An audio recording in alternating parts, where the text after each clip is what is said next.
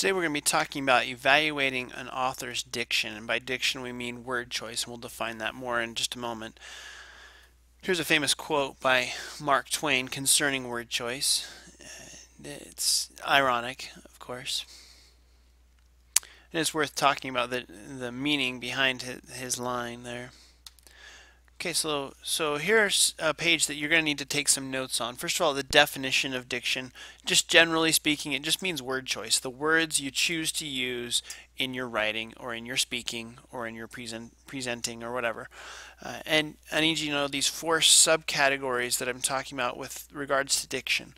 The subcategories: concrete and abstract, general and specific, the right words, the ability to find your right words, and then denotation and connotation. So let's talk about concrete and abstract. First of all, the term abstract. It refers to words that have no direct image. And so an example of that would be like love. Love can mean many different things, and there's no specific image that comes to mind when someone says love, right? For one person it could be a heart, for another person it could be people holding hands, for another person it could be someone dying for someone else. It could be any of those things, but it's nothing specific, and it's nothing that you could concretely say, oh, this is what I see in my head. And it's the same for multiple people. Where on the other hand, the term concrete, it refers to words or that do have a solid image. For instance, if I was to say dog. If I was to say dog, you can think of an animal that looks like a dog, and even though the dog might look a little different for different people, but the same idea is there. We all know what a dog looks like, okay? And we could all think of that very, very concretely, meaning very specifically. Now, it's important to know the ultimate rule here that I want to emphasize when it comes to your writing. The ultimate rule that I would impress upon you and ask that you make note of is it's important to use terms with a solid image attached to them to help the reader imagine and understand your message. In other words, use concrete language. When you use concrete language, it really helps your reader to follow along and to see where you're taking them, and to be able to picture that in their head. Okay? Part 2.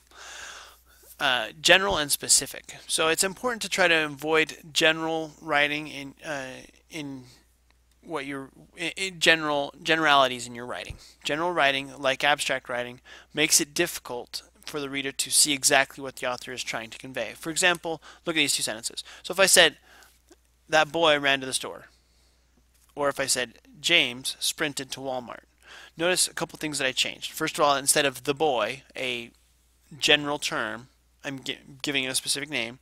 Ran is a general term. Sprinted is more specific. What way did he run? Did he run happily? Did he run? Was he panicked as he was running? Sprinted gives a little bit more specificity there. And then store, anything can be a store, but I'm narrowing that down to Walmart. There's a joke that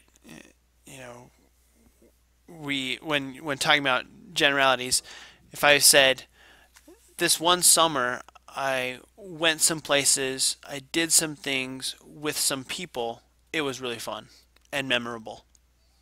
Now, I really just told you nothing. Like, you know nothing about what actually happened.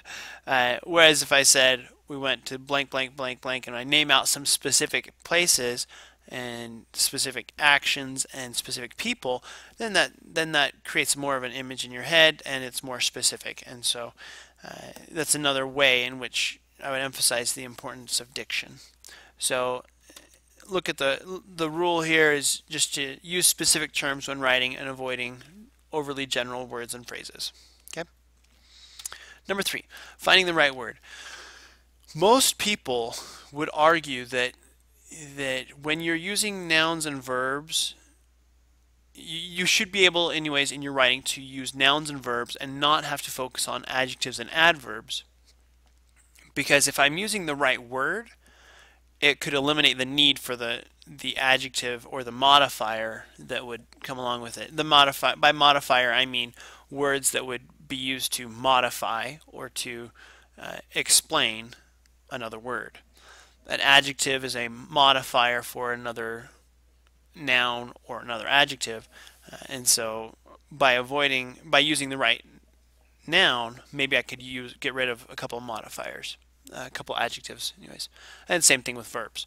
So the example here: Mary walked proudly and confidently into the room. The verb walked is modified by proudly and confidently. That's explaining how she walked.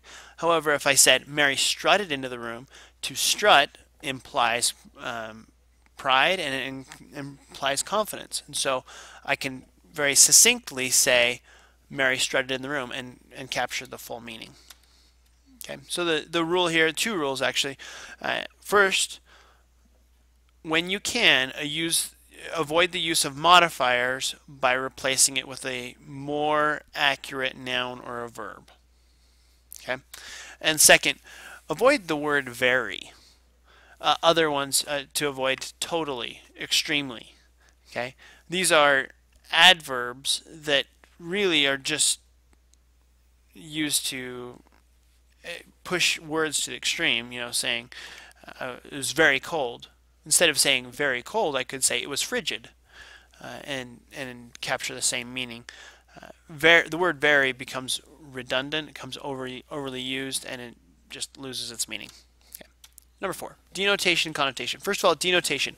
Denotation, it's important to know, and this is a review, by the way, so most of you probably know this, but denotation is this idea that there is a dictionary definition of a term. If I was to say the denotation of the word encyclopedia, for instance, is laid out right there. I mean, if I was to type it into dictionary.com, that's what it gave me. Okay, so it's literal. If I was to look this up, this is what it would say as the definition. Now, contrast that with connotation. Connotation is more of the emotional impact of a word.